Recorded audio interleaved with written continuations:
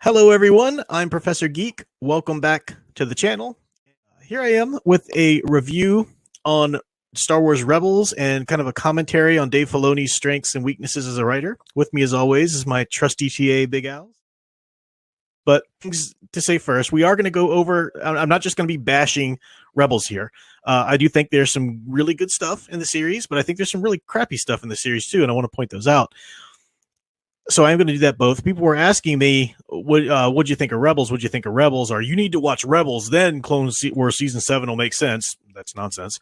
But, because I was so highly critical of how Filoni just kind of phoned in those last episodes of Season 7 of Clone Wars, and everybody's just kind of like, no, he didn't. No, this is all good. It makes sense. No, it's all good. Everything's okay here. Filoni will save us, and everybody did that.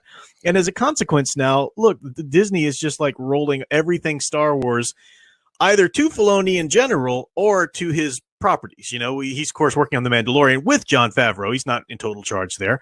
And that's kind of Jon Favreau's baby, in terms of the general ideas. But now Ahsoka's going to be in the next season because she never dies. She's always there and always amazing.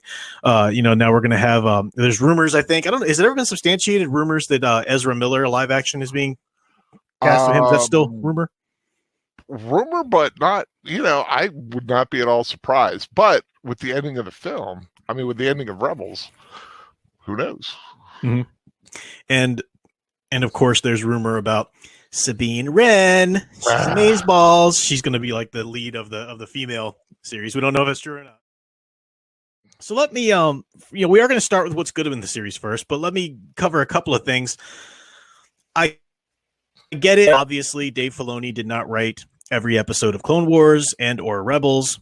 Obviously, a lot of great writers worked on the series, both series, and wrote specific episodes. Yeah. But it would take way too long to go episode by episode or even collate, the episodes by this writer versus that writer. So we're looking at Filoni because Filoni is the showrunner. He really is the guy who this is his vision. He kind of shapes it all up. Of course, in Clone Wars, he was answering to Lucas as a total, ultimate overseer and whatnot. And he works with other people. I get it. But when you can look at one person's series, multiple series that they've kind of been the showrunner of, and you can see patterns. You can see this is something commonly done in a Filoni series. This is something commonly done in a Filoni series. Well, you can call that out, and I think it's fair to attribute it to their writing because he does do some of the writing, and of course it's his vision and as producer and shaping it all up. So, one thing before we get into specific good, two more things just about the show in general.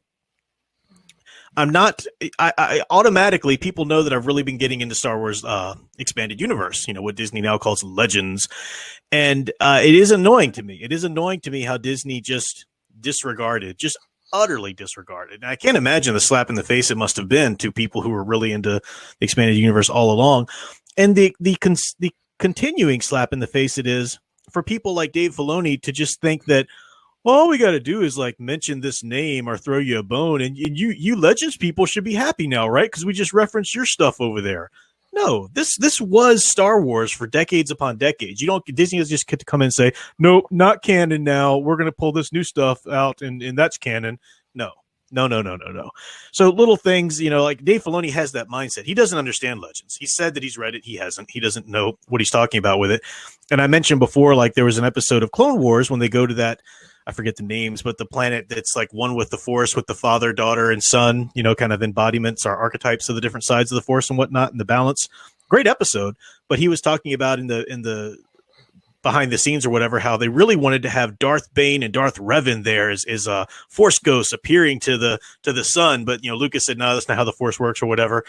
And he thought that would be really exciting to EU fans because he mentioned those names. If you know anything remotely at all about Revan, the character, you know that everything amazing about him is his redemption.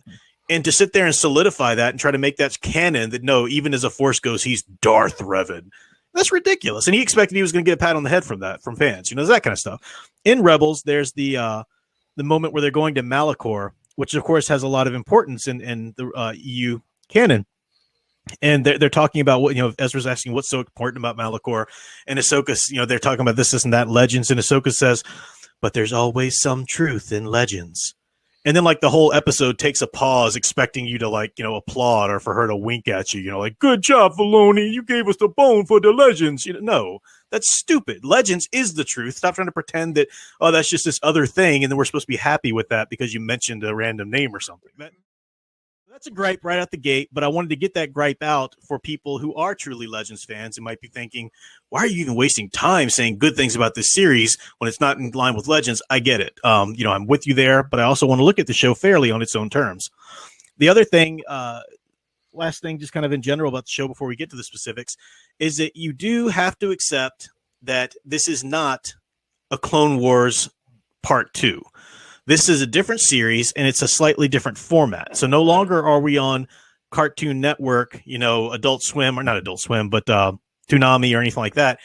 Now we're on Disney Channel in the evenings, but still Disney Channel, and it's gonna be a little lighter. It's gonna require a little bit more suspension of disbelief on certain things because it's a little more for kids.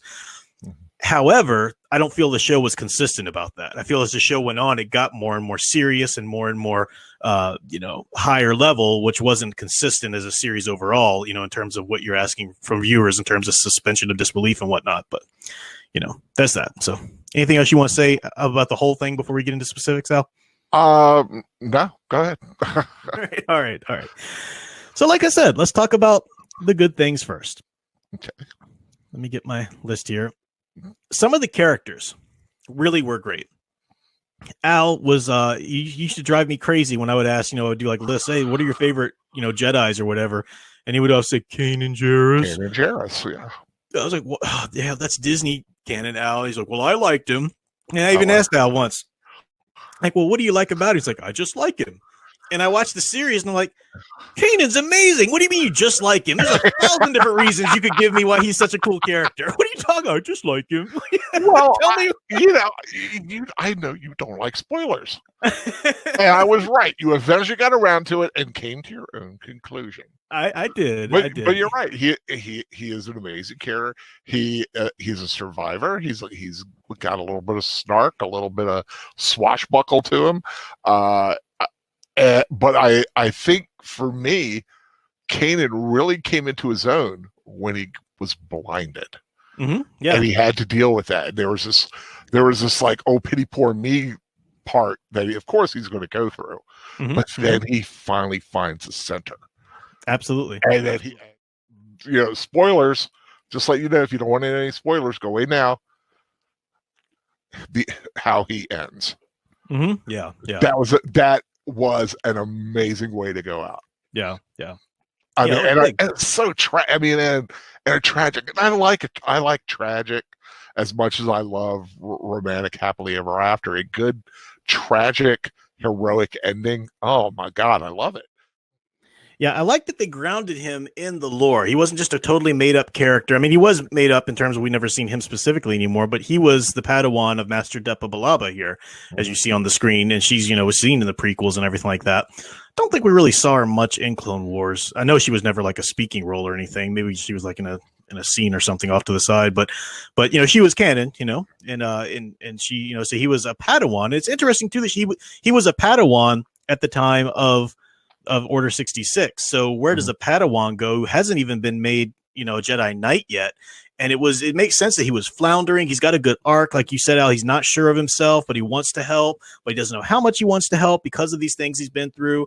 Then he's given, somebody to train on his own, and he's not even a knight yet himself. And, it was a really good arc. It was a really solid terms of growth for that character. And, that's something that Filoni tends to do well. He writes male characters quite well, and one of his female type characters.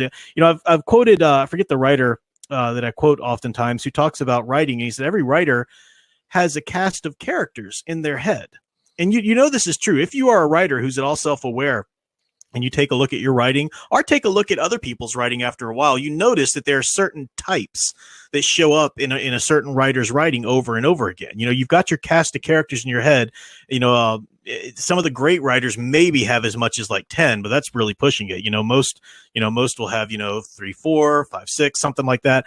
And, but these types of characters, now you can have different characters, but they're all that same type. So for male characters, Filoni's really good at fleshing out the mentor and the student, and even the older grandfather type. The older grandfather type, is like the mentor, beyond his day, so mentor, student, grandfather type. He's got those three types of male characters, of good guys anyway, not villains, that he does quite well. When it comes to female characters, he's got the female mentor, and this is the same, whether we're talking about Master Shakti, Hera, or Master Luminari. You think about every female Jedi master or knight in Clone Wars, they were essentially the same. Master Sakura, they were essentially the same character. I mean, yes, they were different, but they were interchangeable for the most part, because of character types. They were that type. And he writes that type extremely well. That mentor female type, he writes extremely well. She's well-rounded usually. She's got a nice arc. His other type of female that he writes is young, amazing Mary Sue. And I'll get to that in a second. I know all the Filoni defenders are all ready to raise their fists and say, no, it makes sense. But no, it doesn't. But let's talk about, they're in the good section. So Hera is another extremely well-written character, I think, with a great arc, well-rounded. Yeah. Liked her a lot. Great pilot. Yeah. Great, very compassionate. I liked how she became that mothering, like you said, the mothering figure for Ezra. Yeah. Especially. Yeah, absolutely. And you notice, you watch her, she doesn't have, she's not the Mary Sue, right? She has issues. She has things that she has to overcome. She has problems with her family. It was nice that they tied her into Clone Wars by making her the daughter of the Twi'lek freedom fighter. I forget his name, but that was really cool. You see her overcoming that.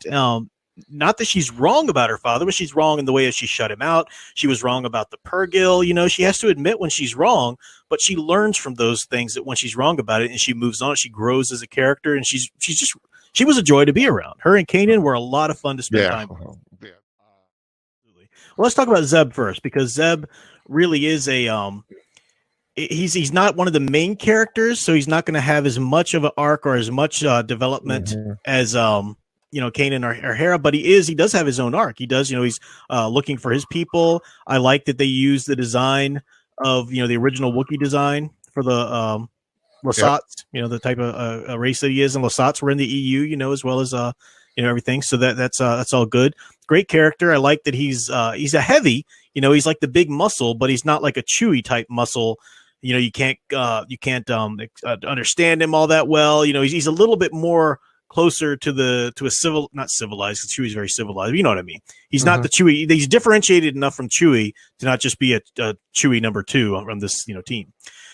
And the same thing, as you said, with Chopper, he's an astromech like R2, but he's also, he's got his own personality. This is the first time, and I'm not all the way through Legends yet. I mean, EU yet by any means. So maybe there are more, astromechs like this, but you do have, most of them are pretty loyal.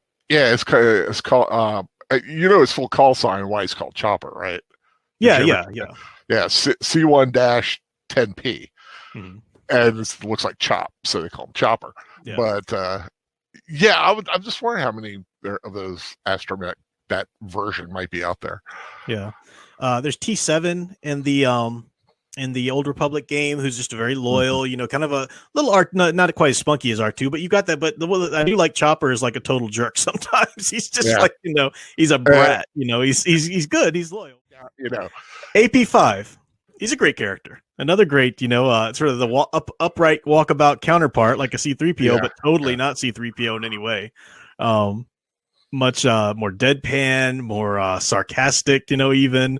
And another great character, I thought, and it was good. So they brought in some other great characters too. We'll get to them as we go on to our list here. But Ahsoka wasn't even annoying in this episode or this series, and you know why she wasn't annoying? Because in this series she's older, so she's transitioned from the young amazeballs Mary Sue to the mentor, wise, older female character. And those kind of characters, Filoni tends to write quite well and gives them arcs and gives them fears and weaknesses and all this kind of stuff. They're not just awesome in everything they do. Of course, she's also a very, very sideline character, so we don't get, we get cool things that happen with her and revelations about Vader and stuff like that, but we don't really get a major arc with her, which makes sense. She's a side character. But because of all these characters and these types, Filoni, for the most part, does family relationships quite well. You really see the team come together as a family. You really see that father-son like relationship develop between Kanan and Ezra. You know, Ezra's a character that I really don't like spending time with. He's annoying, but I've got to say he's so well written, and that you see him screw up, and when he screws up, everybody in the show gives him grief for it and says, you screwed up. You need to learn from this. And you see him learn from it in the future. That's good. And that one scene, you know, where Kanan was blinded and it was kind of gone MIA for a while, and Ezra was making a mess of their mission. And Ezra's like, Kanan, where are you? I need you. And Kanan shows up out of nowhere. So I'll always come back. I'll always be there. I mean, that was a great father-son, mentor-mentee relationship kind of thing. Rex coming back as a grandfather figure. That's wonderful to see. And if you see a couple of the clones, you know, besides Rex, you know, Gregor and Wolf come back. He also does, and this is pretty important to a Star Wars series because redemption is a central theme to Star Wars anything. If you're not doing a redemption arc, you're not really getting a Star Wars right, and you got to do it right. And Hondo, the pirate from Clone Wars, you know, that's been a sort of a slow, and he's kind of built on his quote unquote redemption arc from Clone Wars to where he comes at the end of Rebels, which is significantly farther. Agent Kallus, Vizago, AP himself, you know, AP5 himself. So you see that redemption arc is still there, and it makes sense. It's done slowly and you know, in a way that's coherent. It makes sense, I thought. Do you agree? Yeah. Okay, Thrawn. They bring Thrawn in. I was really nervous about Thrawn. I was nervous about a lot of the characters they brought in at first. When I first saw Princess Leia, I was like, oh no, they're gonna mess. They're gonna screw this up. They didn't. It actually was great. She was just being an agent for her father, you know, for Senator Organa, and she was very true to her character. She wasn't, you know, they didn't disrespect her in any way, but she, you know, she was good. I like that. We'll talk about Obi-Wan and whatnot and Maul and stuff in a second, but that was good. You know, they brought in some other characters, Mon Mothma and whatnot, Organa. Thrawn is a character who's dearly beloved. I mean, he is the foundation of the EU. You know, if you look at Zahn's original novels there, and I was really nervous about them messing him up. I like the take for the most part. I don't like everything they did with him, but I do like the take for the most part they did on him. I like that quiet demeanor they gave him. And if you notice, they really kind of used, I think Bela Lugosi are one of the classic Dracula archetypes, our characters, they kind of base him on. Not that they made him a vampire. He's a chiss, you know, he is Thrawn, but you know, he's that quiet, you know, and the hair all back and everything. And if you listen to the music's another thing that's extremely well. I'd love to hear Sound Engravers comments on the music of this series, because I was really impressed with the music, how it used the original Star Wars themes, but really took some different, you know, themes for different characters and really just did some amazing things. Music that stuck in my head after watching an episode, which was impressive. For Thrawn, every time he's there, they've got this organ playing in the background. Again, that sort of gothic, you know, and the Dracula connection, I think, is just because of that Apollonian villain, the one who, you know, thinks and schemes, you know, to get what they want and everything like that. You know, that was done well. But yeah, they. I mean, like I said, outside of the fact that, you know, they totally ignored the Thrawn trilogy aspect. I think what I saw of Thrawn. I will admit there's a lot of his arc that I missed on the show.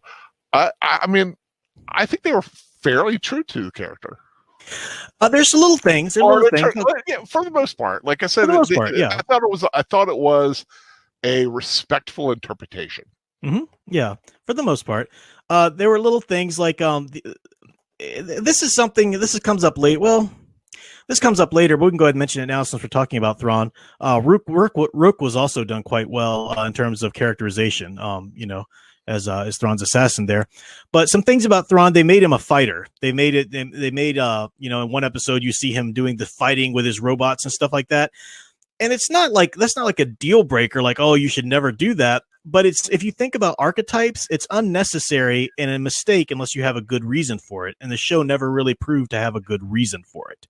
It just didn't. You know, they had him doing super fighting and all this kind of stuff. And you can imagine somebody that's skilled cerebrally, you know, would be able to anticipate fight moves and stuff like that. Sure, you could make a reason for it, but he's never been shown to be that. At least I haven't read the Thrawn duology yet. I've read, you know, the Thrawn trilogy, but he's a Apollonian. He's that detective archetype as a villain, he's the one who will think things through. You don't need him to also be amazing at fighting and all this kind of stuff. And there was never any reason for him to be amazing at fighting. Like, they never made that, like, this is what we're adding to the character. No, it was just like a gimmick. It was like, oh yeah, also he's awesome at fighting too. It was, no, that was dumb, his ending, I get it. He's the villain. He can't win. But I thought the ending was a little too disrespectful for such a major villain that we're insisting should be in the future. If the Thrawn trilogy and whatnot, that's a slight thing. You can debate that, whatever. With both Thrawn and Rook, their endings are ambiguous. You can say, oh, maybe they lived, or you don't. So that's fine, whatever. Let me see. Troy Patelli points out Sherlock Holmes was a skilled fighter. I haven't read every Sherlock Holmes story, but I would imagine there's probably kind of a reason for it. Like, it adds something to the character. I just didn't feel like I was given enough reason for this addition to the character in the Rebels. But that's a good point, though. Yeah. But you're definitely right. Like I said, their endings are left well enough ambiguous that you could see why they would have missed the 3-year period of the Battle of Yavin and through Endor, and maybe why he wasn't as readily available as it might have behooved the Empire. Yeah, and there was even I know you probably didn't catch it because you might not even seen the last episode or whatever, but at the very end he calls, get Captain Pelion. You never see Captain Pelion, but I knew you'd appreciate that because I know you love Pelion. Oh, Pelion. See, if he were there, he'd have saved the day. Let's talk about Bendu. Bendu, to my knowledge, like I said, I've been going, other than like the Thrawn trilogy and a few books, from later on, I've been going from the beginning, and I'm into Old Republic right now. So I don't know if the specific character of Bendu has been around, but the principle of a character of, he's named, he even calls himself Dai Bendu, I think. He says the Bendu or Dai Bendu, but the Force, began with the Dai Bendu monks, creating Jedi who were gray Jedi. They accepted both the dark side and the light side, but kept it in balance. That was the original nature of the Force. And that's what Luke goes on, of course, with the gray, the Gray Order to start later. And it makes so much sense from a psychological perspective and whatnot, and even a mythological one, I think. Yeah, and the name actually comes from Lucas's original name for the Jedi, which was the Jedi Bendu. Yeah. Oh, that's right. Yeah, that's right. Yeah. Remember? Yeah. So, but in Legends, you got the Dai Bendu, and they called the Bendu so that worked. I've heard different things about Lucas's vision of the Force. Dave Filoni was talking about Lucas's vision of the Force, this and that. You can call me a blasphemer if you want, but I don't think Lucas's vision of the Force, as it's been explained, makes a lot of sense. I think even in a series like this, a Disney canon series, the whole storyline bends itself towards the balance as the real answer, eventually, with characters like Bendu and whatnot, with Kanan Jarrus himself, falling in love, as a Jedi Knight, and whatnot. So, great little callback there. Great example, and voiced by Tom Baker, the Fourth Doctor. Oh, I didn't know that. Okay, cool. Yes. Very cool. So let's talk Maul and Obi-Wan. Yeah. Was kind of nervous. Well, not so nervous when I saw Darth Maul, because I knew, after watching Clone Wars, I was very nervous because I knew that they just threw him under the Ahsoka Amazeballs bus, in a heartbeat. But I did really appreciate Maul's arc in this. He's older, obviously. And when he found out that Obi-Wan still was alive by the holocron, stuff like that, it made sense. That was fine. And it was like, oh man, because Obi-Wan's of course on Tatooine watching over Luke. And I was just like, wow, that's amazing, and so I like that. And then when they have their episode where they finally face off, part of me is a little disappointed because they're side characters in this series, right? Neither of them are like the main characters of Rebels. It makes sense. That's fine.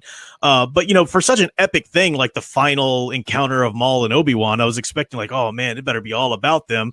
It wasn't all about them. They were kind of but it was fine. Again, for the series, And I really loved how it went down. Again, it can seem kind of quick or whatever, but Obi-Wan, once he faces Maul, he knows he's coming, and he pretty quickly takes Maul down, because you see how much Obi-Wan has grown in strength after meditating for so many years on Tatooine and communing with Qui-Gon and learning how to become a Force ghost eventually, as we'll see him do in New Hope.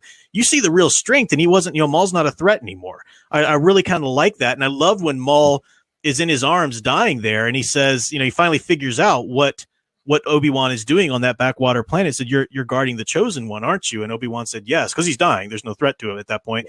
And he says, the Chosen One will avenge us. He'll avenge us both, meaning Order 66 and the Emperor. And that was a really amazing and powerful little moment, for that to end. Even though I'd like to have seen it in a fuller, developed episode, it was a cool way to do it. I really enjoy, probably my favorite scene of Rebels, but because it involved an Obi-Wan that I really like, that older but not too old Obi-Wan. And but like you said, I appreciated, and you're right, the first time I saw it I was like, oh my god, this is going to be epic, and that was it. I was like, wow. And then it just made sense that it was that quick.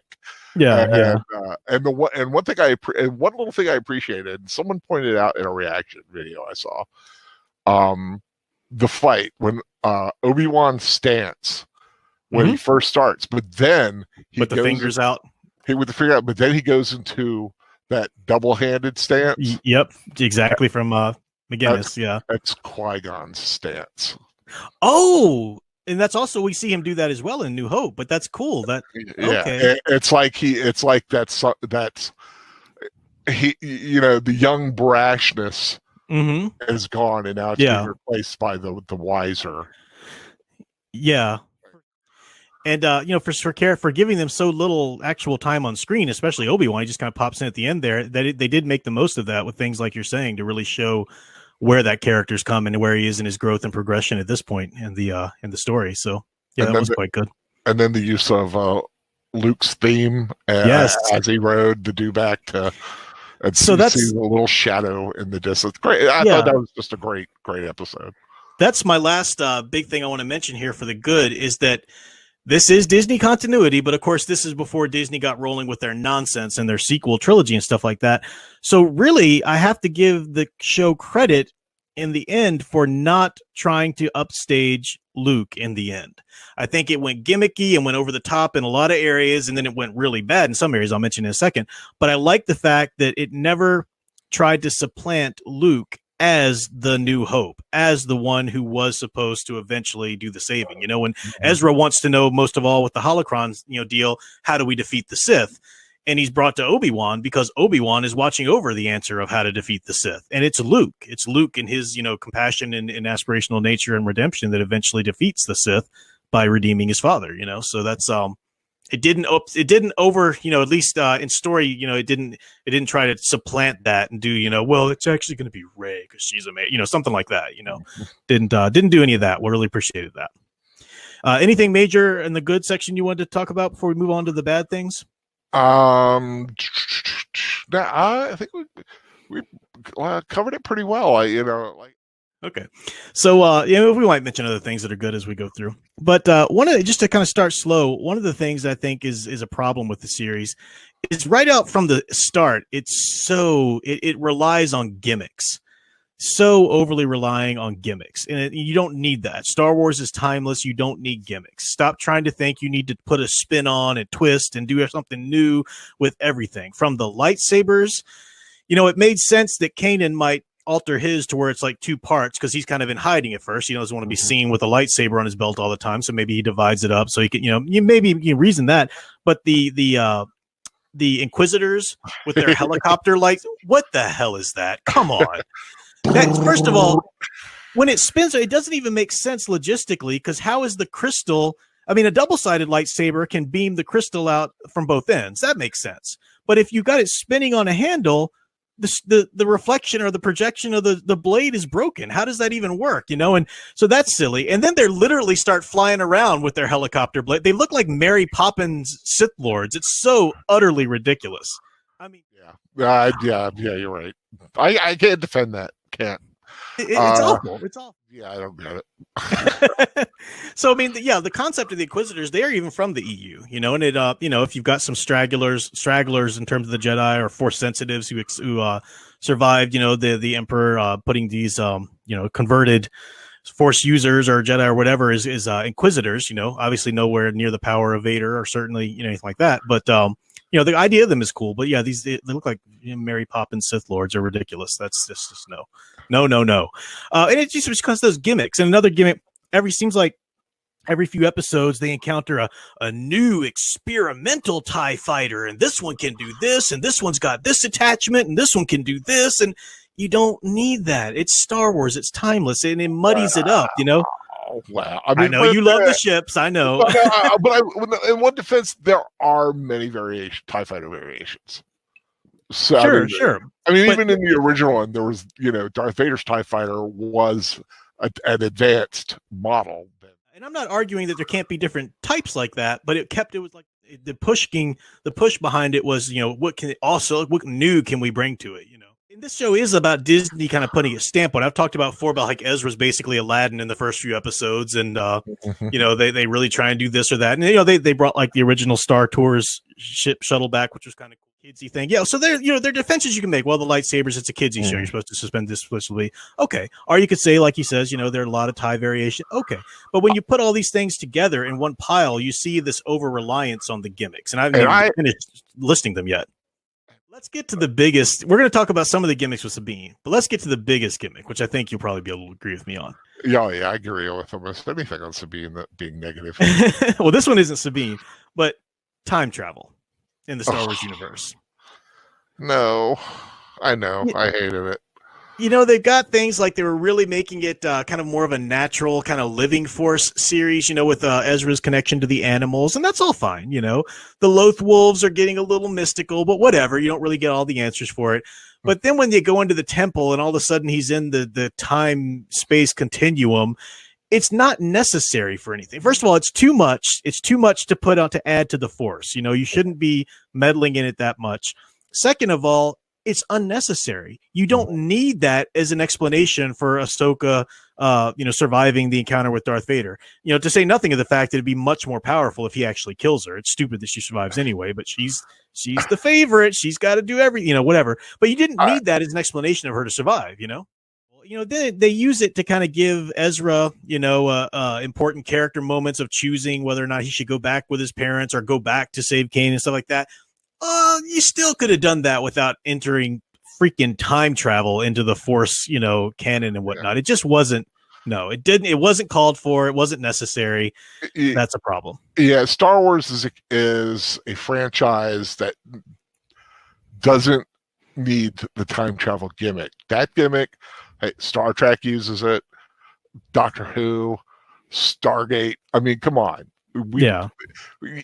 Be different about it. Yeah. Just don't use it. And Rebels dallied in it, and not for the better. So yeah. I also talked about Thrawn's ending already. All right. So Filoni's weakness. Let's get to this a little bit. When it comes to female types, it's not. Again, he only has two types of females that he can write. The mentor, who's incredibly, she could be a good character like Hera Syndulla, well-rounded, great character you like to spend time with. But like I said, think about all of the mentor female characters he's written. I know General Sakura is obviously a different character than General Luminari or General Shakti, but look at the things each character does, the things each character says. They were interchangeable. They could be, because that's just, that he only knows one kind of. For men, he's got at least two different kind of mentor types, the older one and then the younger one kind of on the verge of becoming the mentor. He's got a little bit more variation there, but he's got, the mentor type for the female, and they're usually well done. Hera's a great character. The only other type of female he can write when it comes to the good guys here anyway is the Mary Sue, the young girl. And here they are Sabine. They're people who they have drank every drop of the Filoni Kool-Aid. He's amazing. Thou shalt say nothing bad about him. And Sabine was my favorite character. And how dare you say this? Well, stop for a second and think about the evidence. Okay, let's just start at the very beginning. Sabine, you know, what are some of the qualifications of Mary Sue? A Mary Sue character is like a fangirl insert. It's like, I want to be in the Star Wars universe, and OMG, I'm going to be a Mandalorian because they're really kick-ass, and oh yeah, I'm going to dye my hair because I'm like really individual, and I'm going to paint my armor. I'm going to paint these pretty designs on it, and I'm going to put like, no one's going to question it because it's just me. I'm awesome. I'm an individual. I'm going to put like a pretty little owl on the side. I'm going to do like a checker thing here, and I'm just going to be I'm just going to be so individual and really assert my personality, and I'm going to be amazing at making things because I'm a young girl and I need to be amazing at all kind of technical, scientific, anything, whatever. I'm going to be awesome at fighting. I'll never lose a fight. In fact, everybody I ever fight, I'll always defeat. I'm amazing at weapons too. I'm really good at every kind of weapon, and I'm never going to admit that I'm wrong. I never, ever will have anything to do with being wrong. Everything I do is right. And people point out, well, can you say that? What about her arc with the Mandalorian? What did she realize? The only thing she realized in that arc was that her family was wrong to turn their back on her because she didn't do anything wrong. She was used by the Empire and her family mistreated her. She's not to blame. So she can go back to her family and try and tell them what for. That's the Captain Marvel treatment. Mm-hmm. That's the Captain Marvel treatment. She doesn't do anything wrong. She just has the realization that she was abused and she was mistreated. So she can go back and stand firm and this and that. The idea of a Mandalorian character who, you know, was in the Imperial, you know, Academy or whatever, and he got out. That's a cool idea. But because she's a young girl in a Filoni series, she is a 100% straight up Mary Sue. Never does anything wrong, never fails. She can sass back any of the main people, and she'll never get taken to task for it. She'll always, you know, be apologized to in the end even. You know, it's absolutely ridiculous, and people just don't see it. I don't understand how in the world you can like this or that about her setup. You can like this and that about, you know, the things that eventually happened to her or whatever. That's not a defense for her as a well-rounded non-Mary Sue character. She is absolutely a Mary Sue. The evidence is just there. You can't deny it. That no one can deny it. And I've never even heard anybody try, really. I just hear people say, well, I like her. Okay, well, your taste doesn't determine quality. You know, it doesn't. I mean, really think of everything you know about Mandalorians. And then imagine some girl growing up and getting her armor and say, I'm going to put some color here and a little owl here. And who wouldn't get slapped down in a heartbeat for that with everything you know about? But she's different. She's amazing. She can do it. And just never questioned. It's never questioned. It's always just accepted. You know, oh my gosh. And then she paints the TIE fighter. Yeah, she paints everybody. You know, she can just go in your room and paint a mural, and she'll never get, you know, challenged for it because she's amazing. It's her artistic expression. I don't know how anybody can defend this little snot of a Mary Sue character. The only positive thing I can say about Sabine is she was a secondary character, thankfully. And you're like I said, I literally barely remember anything about her because I ignored her. You can't. She's not as shoved on you as Ahsoka was in Clone Wars. Right, that's right. True. Yeah. You can't enjoy the series by kind of just wincing every time she comes in. But if you're sensitive to, and if you know that this is a weakness that Filoni has in his writing, and it's one that everybody just writes him a pass for, no matter what, he shan't be challenged for it because of today's political climate and whatnot. It really gets under your skin like it did mine. But you can enjoy the series and just kind of, you know, ignore her or whatever, you know, if you're just going to kind of go on the route, well, let me see what's good here and what's bad and whatnot, you know? So, honestly, I could go on and on about Sabine. I really could, but I won't. I'll tame it down. I will say though, think about all the cool characters you had in Rebels, the ones that we just talked about, their major strengths, you know, Kanan and Hera and Zeb. And these are the ones that if all the rumors, you know, some of them are not rumors, but if all the rumors are to be correct, these are the ones that Disney decided, or Filoni has decided to carry over into other things. Ahsoka, because of course, Sabine, if she's going to be, you know, a character in this new female-led series or whatever, and Ezra Miller.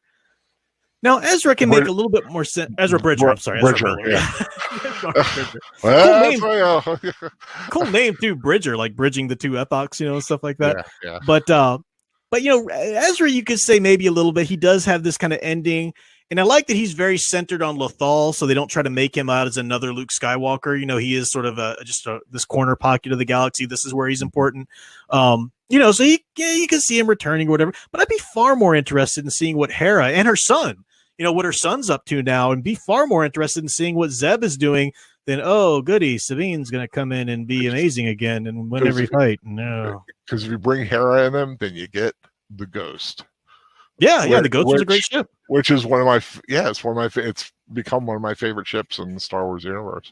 I really appreciated the design of it too. It's kind of like a freighter, like the Millennium Falcon or the Ebon Hawk, but it's a little bit more symmetrical. Yeah, it's face forward. It's got the little shuttle. Yeah, going back to the idea of Filoni just not even bothering to do any research into the EU. From his Clone Wars days right up into Rebels, the fact that you would take a character like Wedge and just sort of insert him in and give him this whole other backstory. He had a great backstory in the EU. You don't need to take him and rewrite him and give him this kind of whatever. They had characters like Lando showed up. That was kind of cool. I like that. Was well done, whatever. You got Mon Mothma emerging as the leader, fine.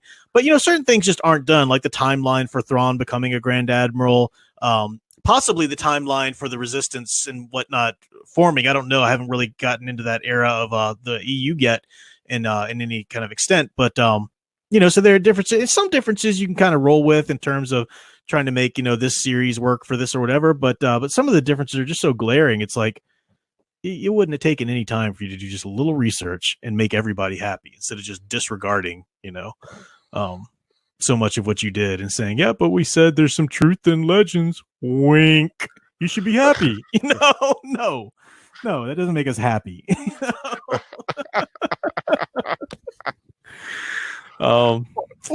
said that. All is forgiven.